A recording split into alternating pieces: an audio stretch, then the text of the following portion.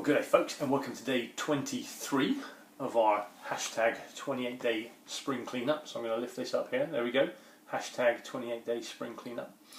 So yesterday we talked about gremlins and the satisfaction matrix, and so today we're going to expand a little bit and give a bit more attention to this satisfaction matrix. So hopefully by now you've drawn out a wheel of life. There's mine, well that's one I've drawn, and I split it into 3 parts. So if you've done this, great. If you haven't, it's not massively important, but if you'd like to, draw a circle, split into 3 parts: health, wealth and relationships. We've done this a few times throughout this program, so hopefully you've got a copy, and give each one a score. So the top one for me, which is a funny looking H, my health, is my physical health, my mental health, and I'll give myself an 8 out of 10 because I've got quite a good level of health. Wealth is over here, and that's quite good because I got paid today, so I'm feeling quite flush. And on this side is relationships, and I give myself a score of 5 out of 10 for that. And really I've done 5 out of 10 because that's what I've used in the book, so we're following along those lines. Now relationships supersede or transcend into all of areas of our life, because I have a relationship with my health, I have a relationship with my wealth, I have relationships with a special person, my wife, with my children, with my family, with my friends, with acquaintances, in the workplace, in the social scene. So relationships are pretty massive, and when they go wrong, or when a friendship breaks down, or when children are getting on your nerves, or your parents are doing stuff, it's really tricky. So for me, I think relationships is an area of my life that I'm always keen to improve on. In a euphoric world, we would have 100% fantastic relationship with everyone all the time, but it doesn't happen like that.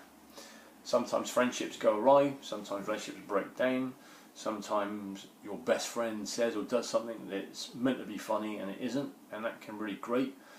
Sometimes you just get rubbed up the wrong way, and there's all the things we talked about before, the halt, and how to heal relationships. So this is just an opportunity to kind of expand on that a little bit. So we're going to take relationships. Now if you want, hit the pause button and just think, or give a little bit of consideration as to some of the relationships you've got in your life, and maybe they need a little bit of help and care. So what can we do? Well, first off, very important, is to be honest about it. So if you've got a friend who's done something and you've not said anything to them, that can then lead to resentment and bitterness, and things can break down. So the first thing to do is to be honest with yourself and recognise what's up. What's up? We say it all the time, hey, what's up? And be true to yourself, be honest with yourself. And then you need to tell them. But you don't have to be accusatory about it. You go in there waving your fist and pointing your finger in an angry state, that's not going to help. Because you know what? They might have done something unintentionally. Or they might have done it intentionally. And if they have, well then why? So being knowledge leads to wisdom, right? So if we know what this person's got going on, that can explain a lot of things. And often people do things or say things silly or angrily because they need help, and we can always help them and in turn help ourselves. But once you've been honest and maybe you've figured out a few things, be grateful for that person.